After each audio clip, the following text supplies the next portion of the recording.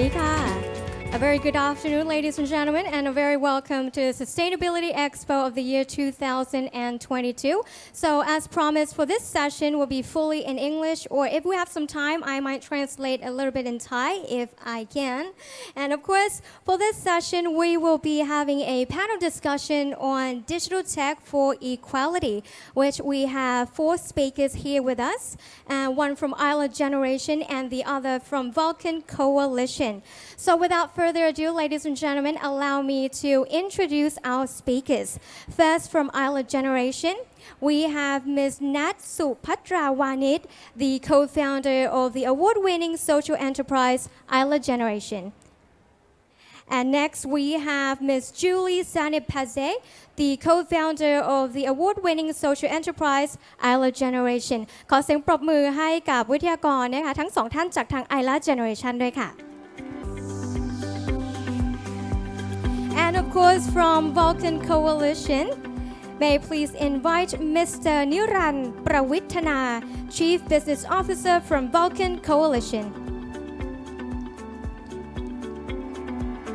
เชิญด้านนี้เลยนะคะ และอีก 1 ท่านนะคะ And next we have, may I please invite Ms.Thanchanok Jiraphakorn, Head of Learning and Development of Vulcan Coalition. สวัสดีค่ะ ขออนุญาตนั่งนะคะ Allow me to sit. We just chill and talk for this session. Actually, I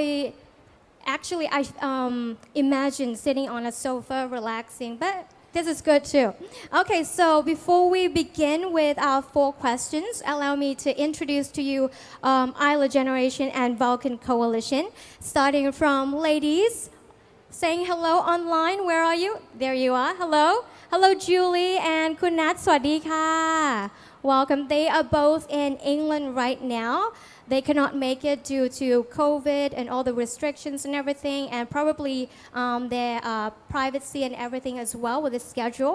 But of course, for Ila Generation, Kunat and Julie are the co-founders of Ila, a social startup.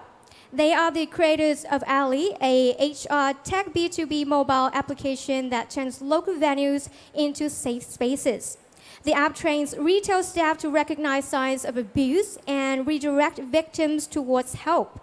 A Thai native, Kunat, met Julie at the London School of Economics and Political Science during their masters and have their headquarters based in London. So that's Ila Generation. Now moving on to Vulcan Coalition here with us. Niran, he was actually an AI scientist, programmer, and economist. Founder of Ava Advisory, leading Thailand Finch startup.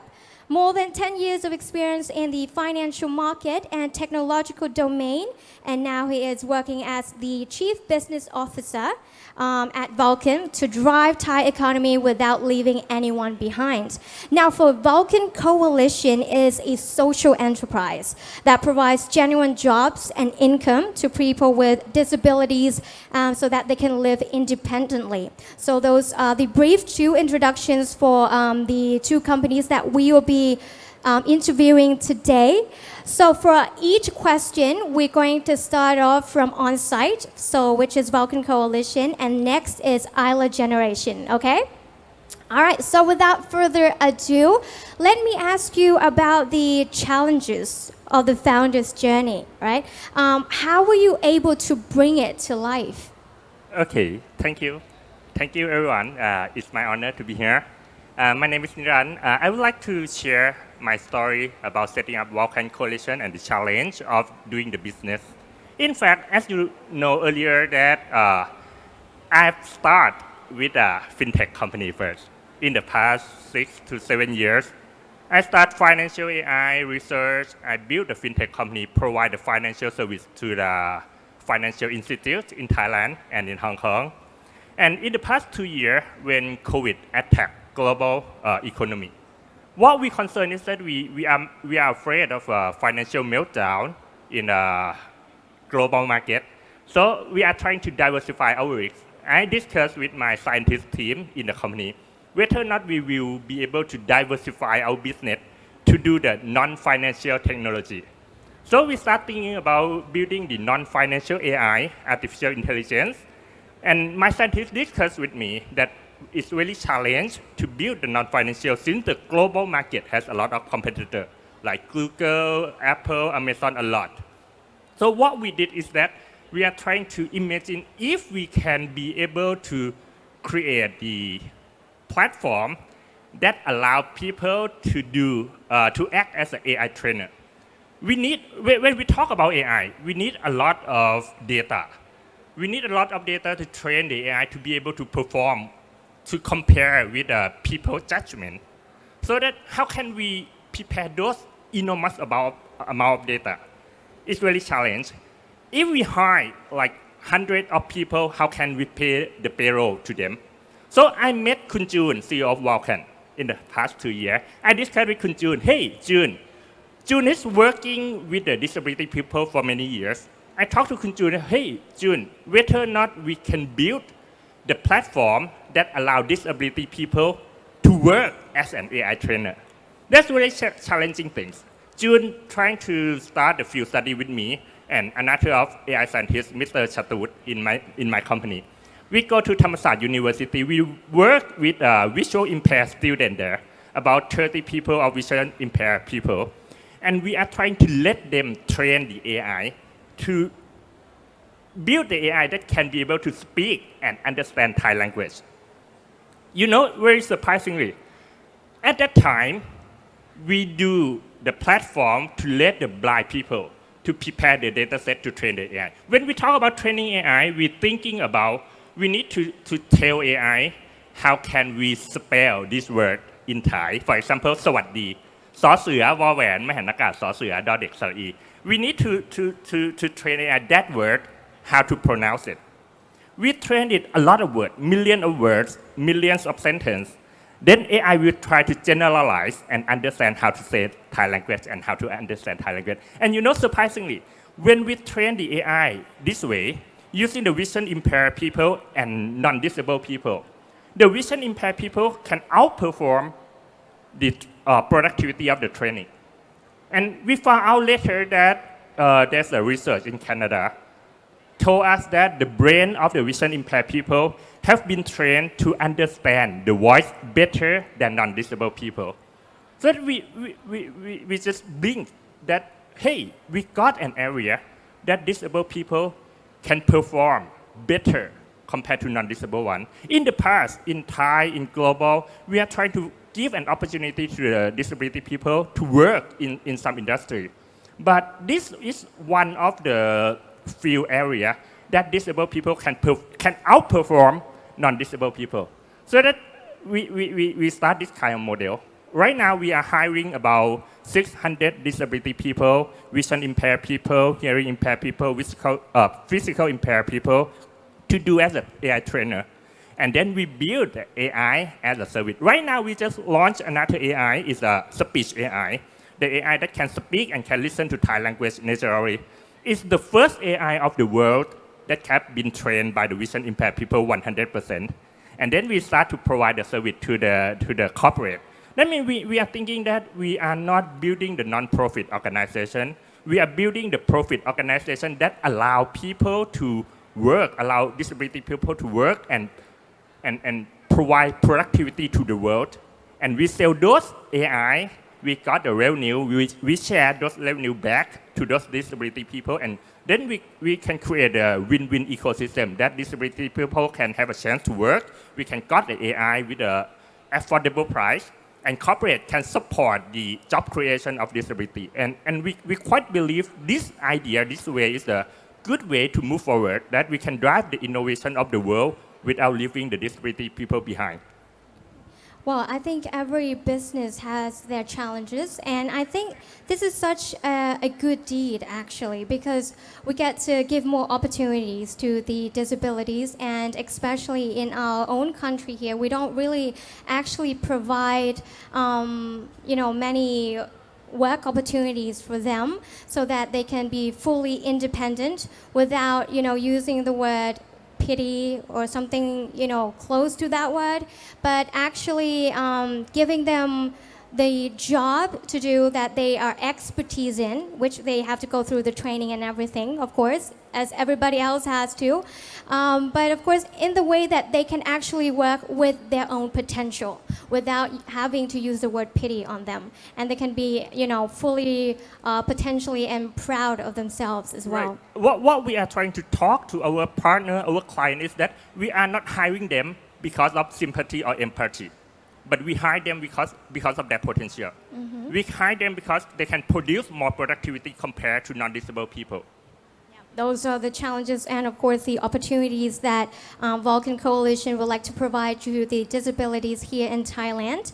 And let's now talk about the inequality in this society. Kun Thanchanok, what do you think about the inequality in the society in Thailand, which we see every day? What are those?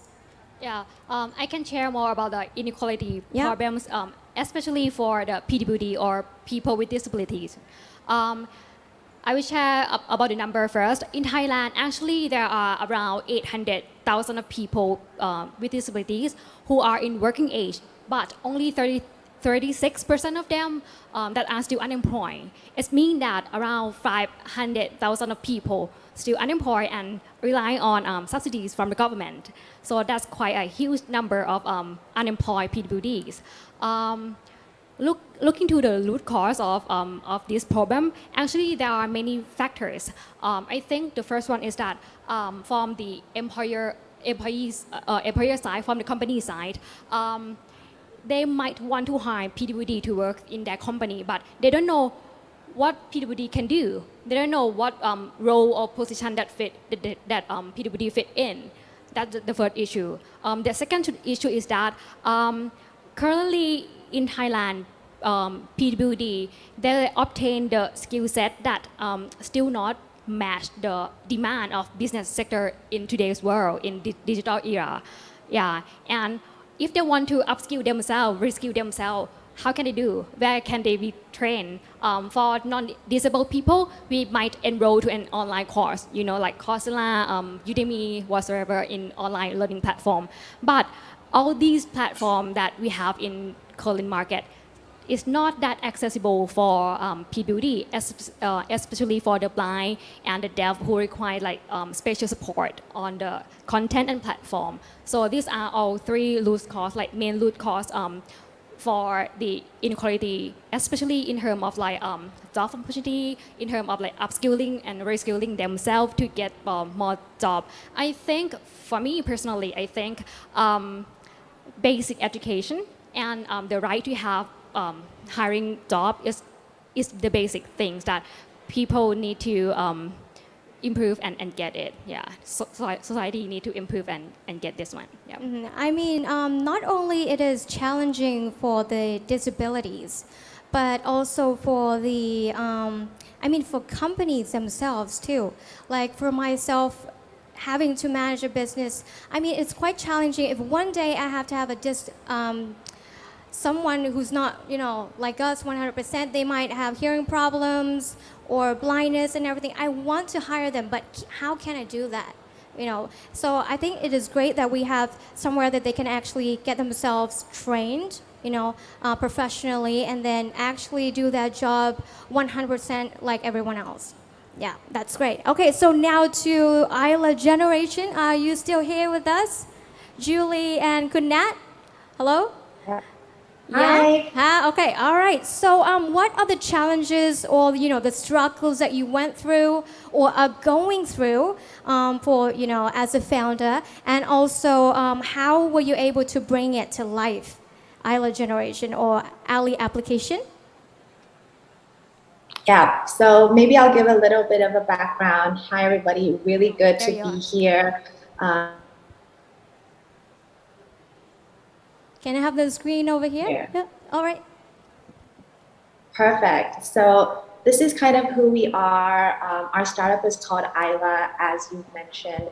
We are a social enterprise that's very focused on gender equality and kind of providing safe spaces for women and men who are going through abuse. The application that we have created is essentially called Ally. And what Ally does is turn local stores into safe spaces and bystanders into allies. That's why we decided to call the application that people are Should I able turn to it up? really be focused on the fact that, there needs to be more in public and there needs to be more people in private sectors who are actually taking a stand and doing something. And I don't know if you can see my screen at the moment, but we're very focused on this idea of turning places into safe spaces. So for us, Tomorrow City looks like someone or something that is smart, sustainable, out of space is going to be safe. And this is something that we're really, really focused on because women's safety, men as well, but women in particular, in every single part of the world still feel like they are unable to kind of walk down a street at night safely without feeling like they're scared. They still feel like they're going to be followed home. And even in their own homes, they feel as if they're unable to really rest or be in a space that is, our main kind of motivation, if you will. And so that's how we developed the application that you kind of see here today. And I'll talk a little bit about this soon, but just some cool visuals for you guys. So Ally, is a HR tech B2B mobile application. I know that's a handful, but what we do is essentially train front of house staff, customer staff, retail staff to recognize signs of abuse and redirect victims towards help. And so for us, awareness, all of these things are included in kind of the world that we're hoping to build. So hopefully that's a little bit of a good context for everybody and kind of like how we operate. Make sure to go download the app as well, just to have a little bit of a play around. But I think the other question that you talked about is really on kind of the founder journey, right? So with this context of gender and gender inequality, Julie and I actually met when we were doing our masters, and we were the only two people who were interested in gender equality. Rare topic, I would say. And because of this, we really said, how can we create a world where women feel safer in public, but in the corporate space and kind of working together with all the stakeholders. And that's really how we developed this startup and this enterprise. And there's been a lot of challenges along the way. I think one of them is definitely the fact that, when you're starting up, and you're trying to find a co-founder, a lot of people are, especially in the Thai scene now, are just really the reasons a lot of startups actually fail in the beginning, in the first year or so, is because of the fact that they don't have a good team. And I think having a good team is super crucial. So Julie and I, we have very complementing skills, very opposite personalities, but I think that's actually a good thing because it means that you're kind of challenging each other to grow, and that's how you make your company a little bit more innovative. But those are kind of my ideas. I'm going to pass on to Julie to see if she has anything to add. I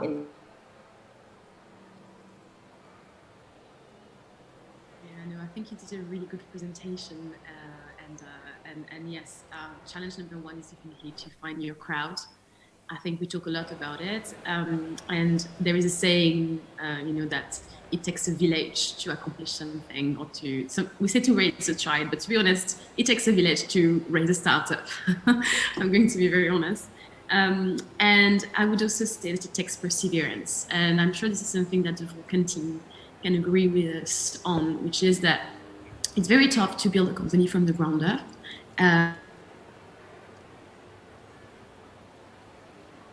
Everything as you go, and it's an amazing journey because it's a growth journey. You learn so much, you're evolving so much as an individual and as a team, but then you're also facing a lot of challenges. And I can safely say that in the past 2 years with COVID, we definitely had to be extremely adaptable. So I would say persevering can be tough. It can be tough to persevere as a team when you're facing business challenges, and it can be tough to persevere as individuals where you're having to deal with a lot. And this is the kind of looping back to founder in your direct team, but also with your wider network. And it's really the community you're building that's actually going to make a difference as you move forward and as you grow as a company. Okay, thank you. So I heard Kunat was talking about how the gender equality and how women, we have to always be aware of our surroundings, especially when we're surrounded with mostly men in majority. And no offense, but I actually just recently, I think during last week, I was watching a YouTube clip. It's about a YouTuber, a woman who's living alone, and she said she's always constantly feeling afraid and always have to be aware of her surroundings times 2, times 3, because she's living alone and she feels afraid, and she seems like she's always have to be aware of everything because she's scared, because the majority surrounding her are men. And there's this one person, a man, comments on her YouTube channel saying that he doesn't understand why she feels that way. So that shows how it is still being unaware towards the men, that they don't get why we are so scared of this kind of thing. Why are you so scared being amongst men? What's the problem? So I think this application is something very, very important and very interesting, especially to us women. And my apologies for the mispronunciation. Not ally is ally, and 2 different meanings. Sorry, my apologies. Okay, so we have learned about the challenges and the equality. Would you like to add anything about the inequality here in the society for Julie and Kunat? Oops, yep, always doing the unmute button. So I think the inequalities, I think you have such a good point, and these are things that are either unconscious bias or just straight up bias, right? Because I think when you talk to any girlfriend or you talk to any women about, walking home late at night, they all can tell you a story or an incident of a time around something like that. I can guarantee you that women have faced this at some point or another. Or, the classic, even women do it to each other. When you're going home late and you send a text to your friend, like, make sure you text me when you get home safe. And you don't really have that same mentality with men. And this is just a very casual example that I bring up, just so that maybe more people can understand like where the biases are. Because even in something as simple as, let's say it's like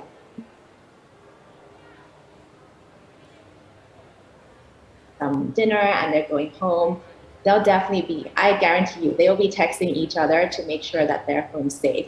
But I doubt that the men would be doing the same thing, because this is not even something that you're aware of. And so that's what I mean about the inequalities in society. And for us in particular, we talk about gender violence, but this is just a small area of gender equality as a whole. You can talk about this in terms of like the private sector, equal pay in the corporations, or even with Vulcan, disability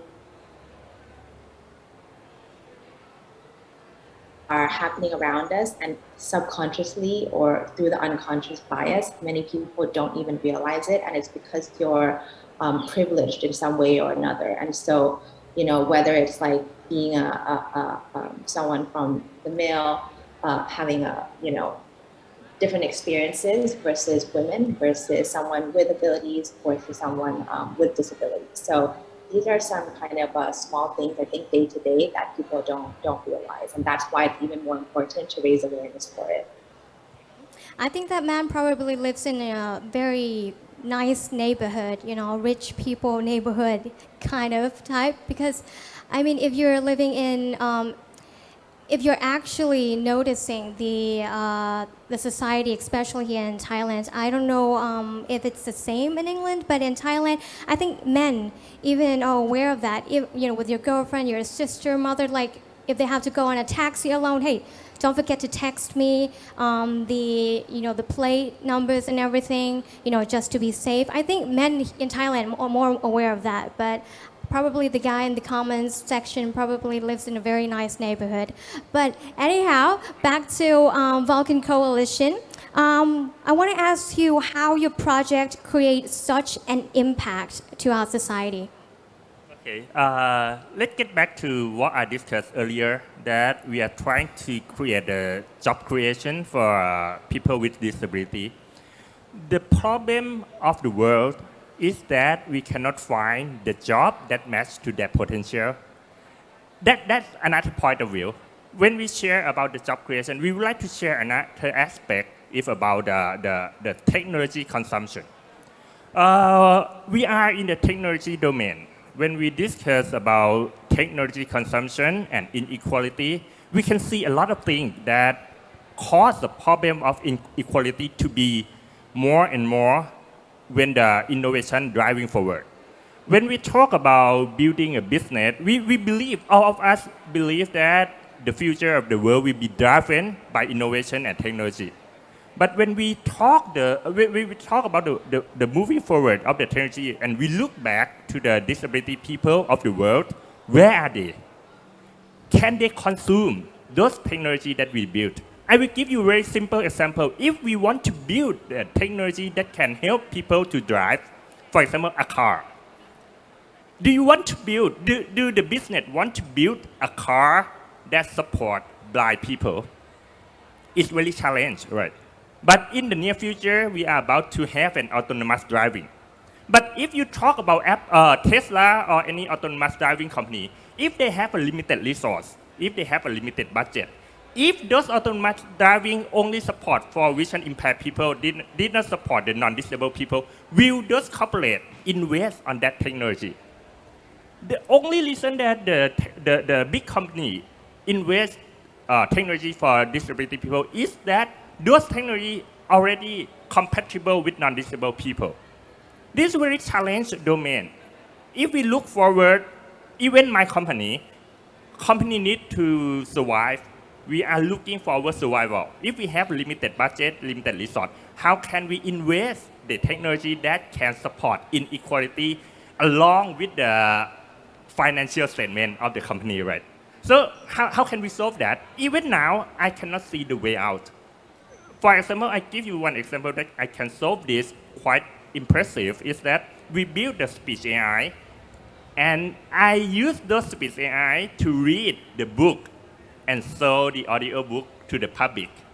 And byproduct is that those audio books can support the blind people to be able to access to the readable material. But if we cannot sell those audio books to the public, is it worth for our company to invest this kind of technology to support only for vision impaired people with a limited market?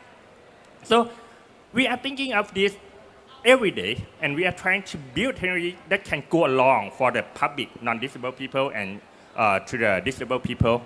But at some area in the near future, we will face the challenge that we need to choose between support the equality to help disabled people and survival of the company. Which way I can choose, I still don't know. Right now, what we are trying to do is that we are trying to find extra resource, like fundraising, like getting some grant to be able to let our company can build a technology that support both. But not all of the company will be like us. And most of the company in the world will trying to choose the survival before the equality. I think this is very challenging in the near future for the government, for the private company, that how can we find the middle point that we can meet the survival area and the equality technology. Yeah. Yeah, those are more challenges, and of course, I hope you will succeed. And if you succeed, I think there will be, creating big impact on the society. Kun Thanchanok, do you have anything else you would like to add? Since Vulcan Coalition, as Kun Niran explained, that we are AI tech startup driven by people with disability. So I will add on about in terms of like PWD aspect, how can we hire PWD like to do data labeling for us to develop AI model? So I will give you some more information about Thailand regulation. Is that in Thailand, every private company that has company that has 100 employees, they need to hire one people with disabilities. If they don't want to hire by themselves, they have like two options. The first one is that they need to send money to the government fund, and the second one is that according to section 35, they need to hire PWD as social subcontract services.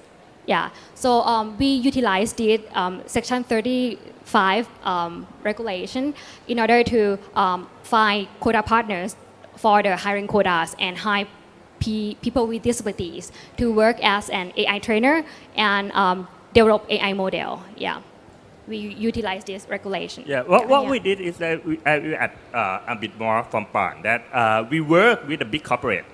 They need to hire like 100 or few hundred of the disability people, but they don't know what they can do. So we going to meet them. Hey, can you give me your disability people quota? I will train them. I will reskill them. I will give a job to them. You pay them the salary, and we build the AI.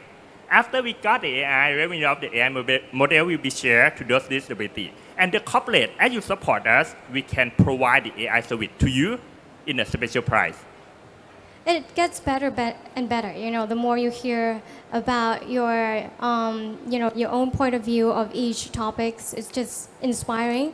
And what about Ila?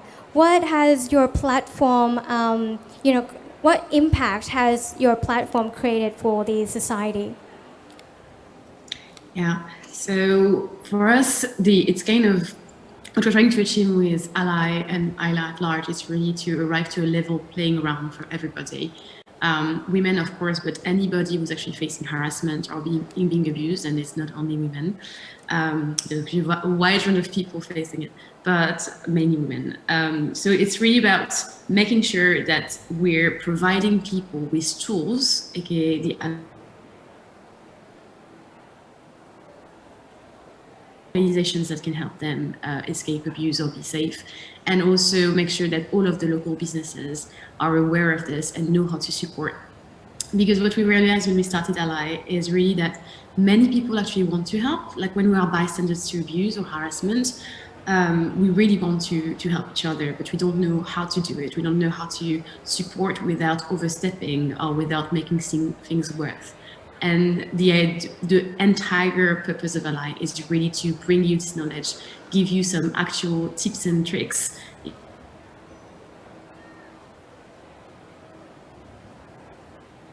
And this has been true from the very, very beginning, is that we have a bottom-up approach.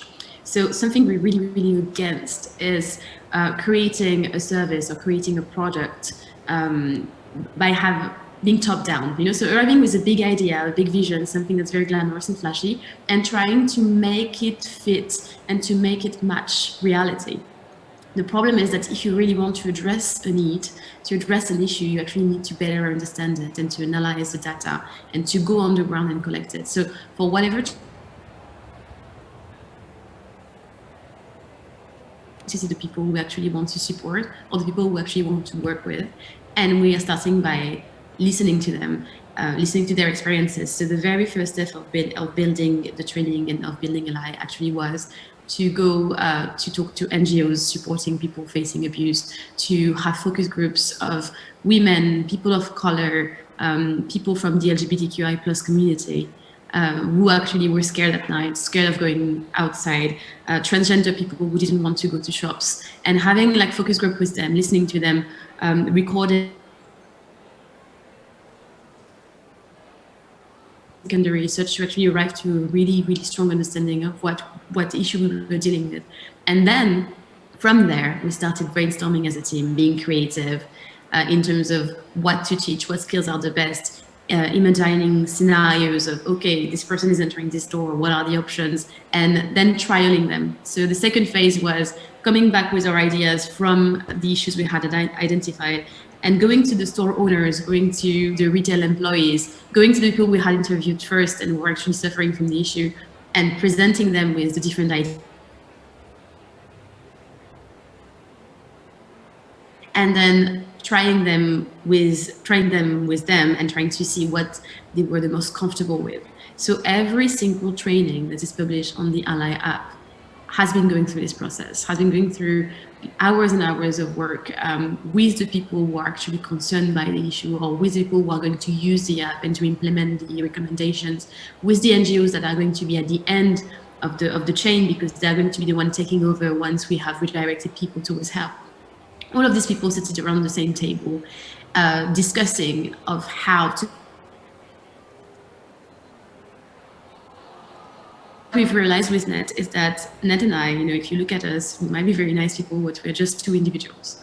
Now, there are amazing organizations that are all working on one aspect of the issue.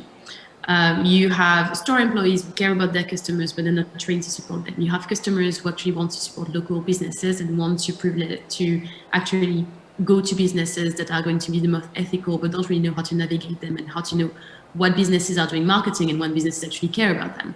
You have NGOs who are like services in place, but don't really know, marketing or to link to the private sector. And what we found at NI is that we were not going to create something new or to solve the problem by ourselves, but that what we could do, because of our backgrounds as well that are very complementary and are spanning through different sectors, we could actually sit everybody around the same table. And we could do the job of going and collecting data, going and trying to see what were the best services or what were the best options available to people and making them available through tech. And I think this is where you can see the impact. It's actually using tech to crystallize,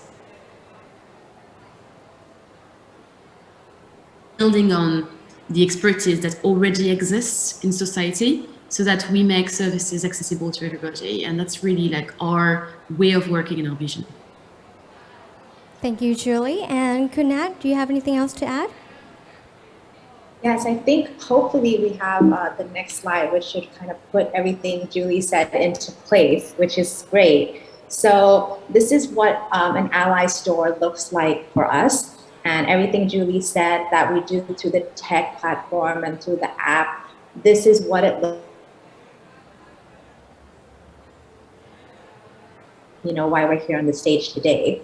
I think that there's still so much value in real life, and there's so much value in being face-to-face, because that's really where you make connections and kind of see the community and the society around you. So for us, an Ally store or an Ally venue, once you've been onboarded onto the application and you've gone through the training, it has like these 4 main characteristics. So we define an Ally store as a place that the staff have gone through our training on the application,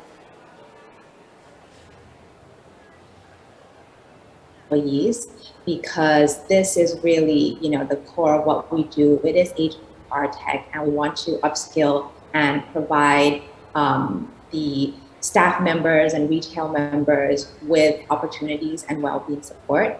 On the other hand, though, it's physically turning that space into a safe space. So you could think about, places, whether it's in London, where we have some very cool venues here. I have a slide later, which I would be happy to share about where this looks like in real life.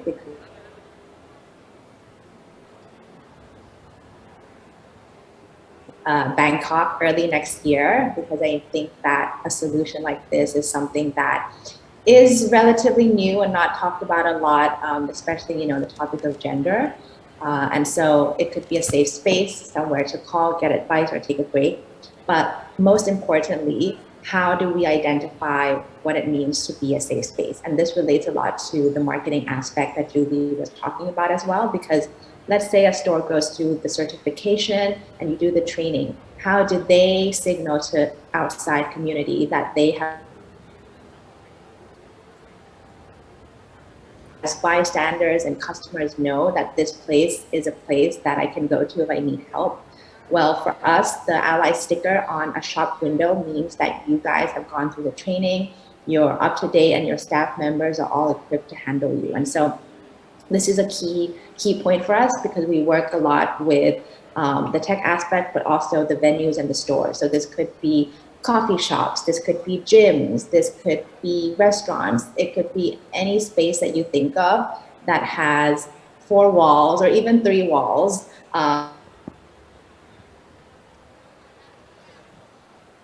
Just a good visual to have in terms of, what does this look like in real life for us after people have been using the application. Okay, thank you very much. As we can see right now, we have newcomers here with us. They might be wondering what we're talking about right now. So allow me to briefly translate in Thai before we proceed. ก็ในขณะนี้นะคะจะเป็นการเสวนานะคะในหัวข้อเกี่ยวกับความเท่าเทียมในสังคมนะคะในยุคดิจิทัลแบบนี้ว่าเราจะสามารถนำเทคโนโลยีเนี่ยมาช่วยลดปัญหาของความเหลื่อมล้ำกันได้ยังไงในเรื่องของความไม่เท่าเทียมกันนะคะโดยเฉพาะทางด้านของ Vulcan เองที่จะเป็นผู้เทรนให้กับผู้ที่มีความผิดปกติทางร่างกายนะคะอาจจะพิการในเรื่องของสายตานะคะหรือว่าอาจจะพูดไม่ได้หรือว่าจะเป็นในส่วนของร่างกายในจุดอื่นๆคือทำยังไงที่เราจะสามารถลดความ inequality ก็คือความไม่เท่าเทียมกันเนี่ยในสังคมออกไปก็คือเทรนงานให้เขาเพื่อให้แต่ละองค์กรเขาสามารถจ้างพนักงานที่พิการได้แต่ในขณะเดียวกันเขาก็สามารถทำงานได้อย่างมีประสิทธิภาพไม่แพ้กับคนปกติทั่วไปเลยเผลอๆอาจจะดีกว่าด้วยซ้ำนะคะถ้าหากว่ามีเทคโนโลยีเข้ามาช่วยส่วนทางด้านของ Ila Generation นะคะหรือว่าแอปพลิเคชันที่มีชื่อว่า Ila เนี่ยเป็นแอปพลิเคชันนะคะที่จะมาช่วยเทรนให้กับคนทั่วไปเลยก็คือ bystander ทั่วไปนะคะหรือว่าเจ้าของร้านค้าเนี่ยสังเกตได้ว่าเฮ้ยคนร้ายหรือคนที่เขามีจุดประสงค์ไม่ดีอยู่เนี่ยเขาดูเหมือนแบบไม่น่าไว้วางใจดูอันตรายเราจะสามารถสังเกตคนประเภทนี้ได้อย่างไรและเราจะมีบทบาทและส่วนช่วยเหลือผู้หญิงเหล่านั้นได้อย่างไรที่เราเน้นผู้หญิงเพราะว่าส่วนใหญ่แล้วเนี่ยผู้หญิงมักจะโดนคุกคามแล้วก็ทำร้ายบ่อยแพลตฟอร์มนี้เราก็จะเน้นทางผู้หญิงเป็นหลักนะคะแล้วก็ headquarter ของเขาจะอยู่ที่อังกฤษแต่แน่นอนว่าทางแพลตฟอร์มนี้ก็จะสามารถใช้ได้ทั่วโลกเลยนะคะสำหรับในส่วนของการเทรนก็จะเป็นในรูปแบบของให้วิธีการสังเกตนะคะว่าคนนี้เป็นยังไงควรที่จะระวังขนาดไหนแล้วก็วิธีไหนที่เราจะสามารถช่วยเหลือมีบทบาทในการช่วยเหลือผู้หญิงคนนั้นในการถอยออกมายังไงถึงจะปลอดภัยมากที่สุดหรืออาจจะมีวิธีในเรื่องของ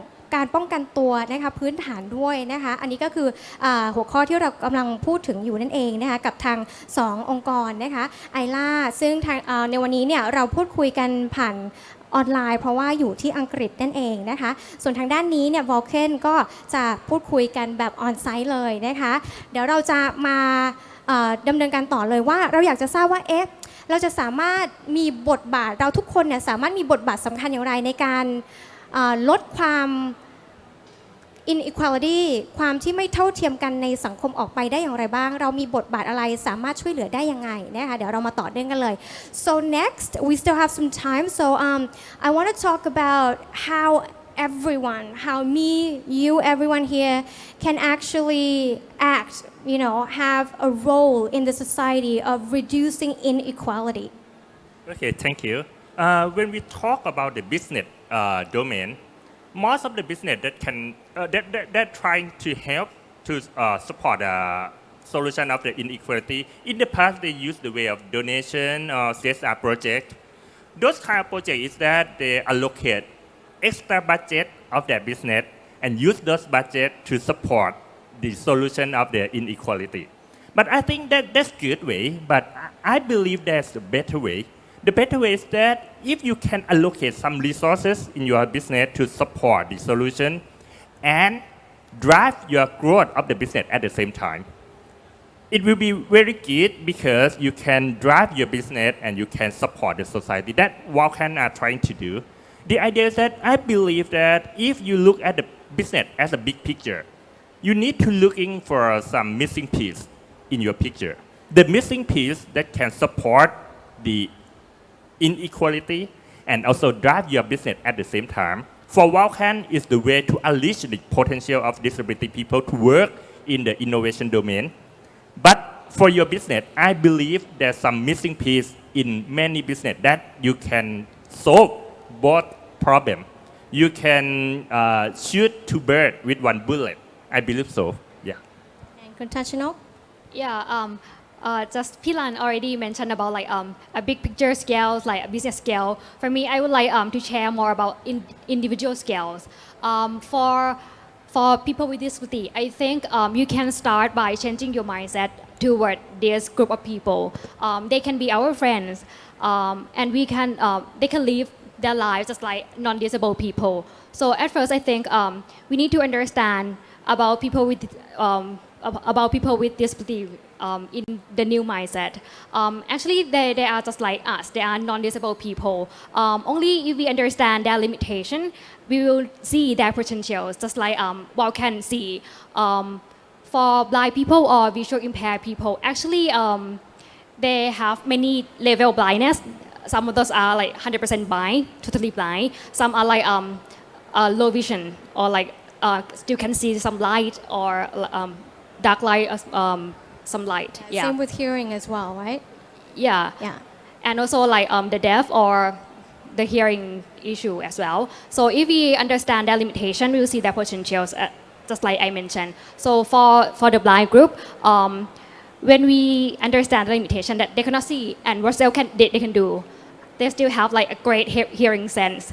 So what about technology? How can they use technology? Actually, they can use Facebook and go through like surfing internet just like us by which program? By the screen reader program. So that program will like read everything in the website out loud so they can access to that website.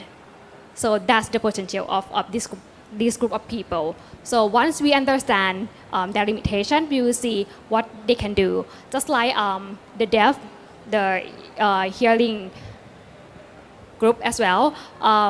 So they can see, but they cannot read. Not 100% of them can read because their hand sign is their first language, and their like spoken language, just like Thai language, is their second language. Comparing to Thai people, Thai is our native language, and English is our second language. Same as the deaf, their hand sign is their first, so they more like fluent. Once we understand the limitation, we can adapt, like develop technology that this group of people can capable of working. For example, in our working platform, we have the setting program that support the use of technology. For example, for the blind, we develop the technology that everything in the website align with the screen reader program. And also for the deaf, we put the icon in every like work project, so they can easily understand and go through and work in that program. Yeah, I think if you like change a little bit of your mindset, you will understand more about this group of people. Yeah. Yeah, I totally agree. Kun Niran? I would like to add a bit about changing the mindset. If you live with a disability for a period of time, you will understand them more. You will understand that they are not looking for our empathy, but they are looking for our opportunity. If we can give them the opportunity, if we can give them the way that they can prove themselves, they'll be very productive as what we did.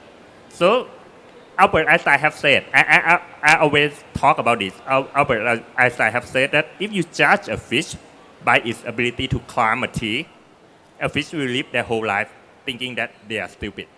But if we give a fish the pool or the river for them to swim, they can unleash their potential, and we can see that they can do a lot of things that we cannot do.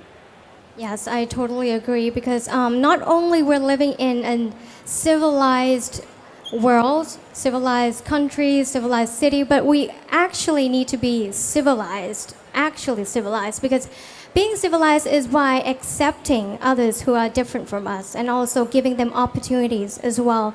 And that's how we can truly, live together and make our society a better place to live for every single one of us. All right, and now on to Ila Generation.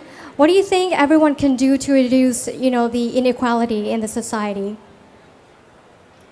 Yes, to be honest, in many, many situations in life, knowledge is power, right? And this is where it hits. So my first instinct when you're asking this question would be to say that you need to teach yourself.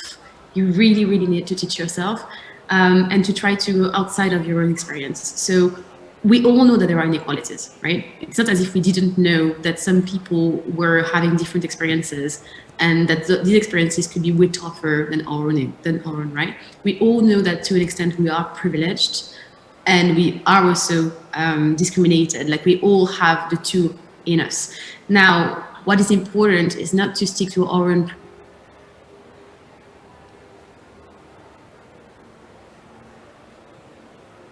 friends or neighbors or whoever around us is different or has different experience and share about it.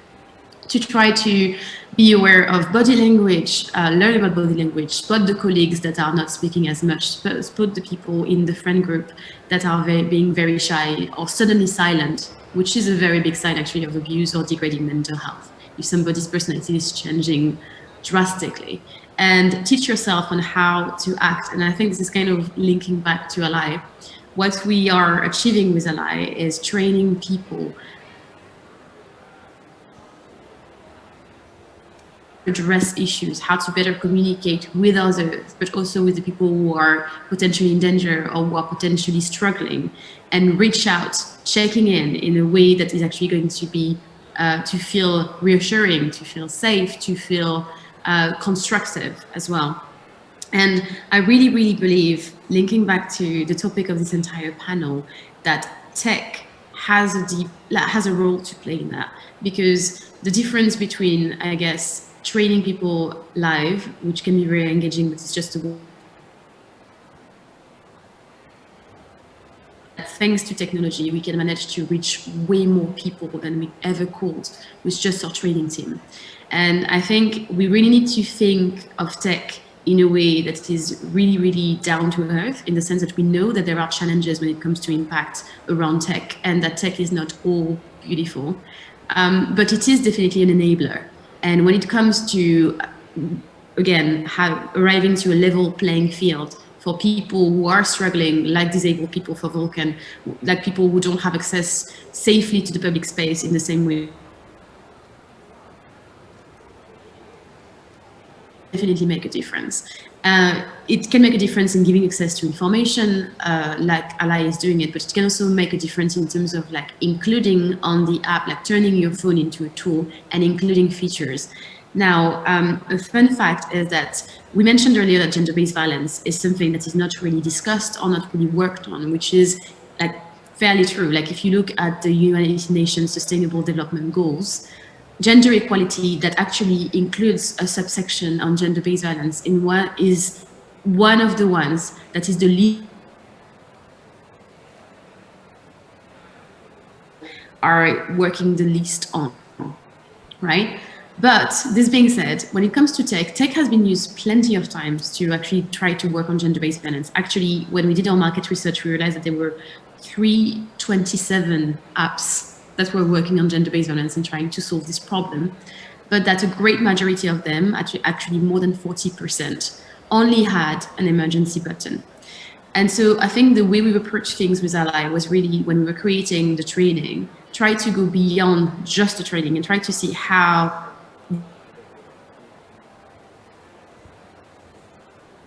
you've learned skills. How do you, one, retain those skills? And how do you, two, implement the recommendations? What are the features? What are the tools that we could put in your phone so handy, so that you actually can do like something different, so that you can actually help people? And so once you've completed the training on Ally, you have an easy access to training at all time. You have quizzes, you have quarterly refreshers of the training appearing on your phone, and an easy access to key takeaways. This is how we make sure that reporting that allows you to report what has been happening in your store. We have included a feature on getting a referral to mental health NGOs or to domestic abuse NGOs should you recognize yourself in the training you're taking. And from the customer perspective, because there is like a customer-free version of Ally for anybody in the audience who actually would like to download it. You also have an incident report feature that is launching very soon that will allow you to actually tell what's happening in the store or tell if I think this is really how everybody can actually make a difference by trying to first be aware of how people are experiencing things in a different way, but also to using the tools that are developed by companies like Ila, and there are others, to help out others. So we are hoping, and we're actually 99% sure that Ally is one of these tools that are going to help everybody, like everyone, take action, make a difference, contribute to making streets safer. But there are plenty others that, if anything, teach yourself and look at what already exists, look at what's around you that you can use to actually, in your everyday life, make a difference and contribute to support different communities. I don't know if you want to add something, Net. I'm sure you want to. Yes, Kunat? Yeah, I think we have a few minutes left. If I'm correct, there's our last slide, which is like very cool in terms of seeing the work into place. So Julie was talking about the tech aspect.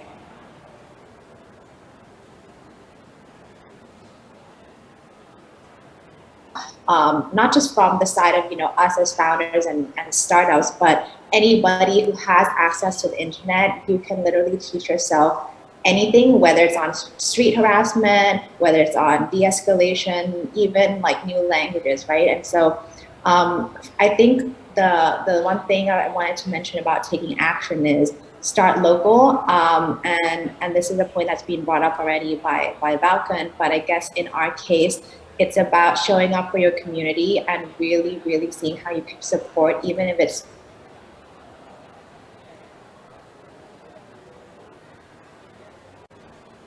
give everybody opportunities and ways in to be able to participate in a topic that seems so big.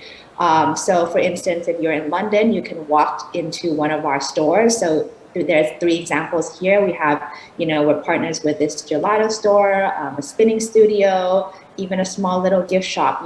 You can see different ways that you're able to support people who are really making a difference. And in the case of Thailand, very happy to announce that we're coming back with our I would like to say our 6th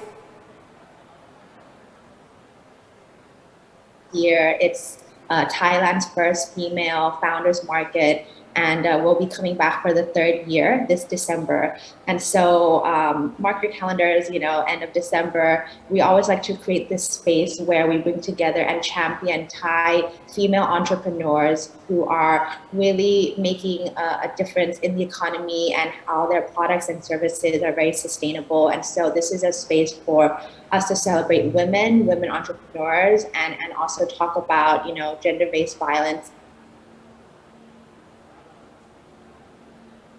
but men as well, because I think it's very important that men are also allies when it comes to this conversation. So I'm gonna leave that there, and hopefully that was a good explanation on kind of how you can start today. Thank you very much. Yes, I think every one of us has a role in the society, to reduce inequality.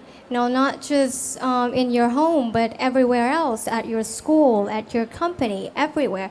It's just that are you willing to take action, to make a difference, and also create a better place for every single one of us to live in.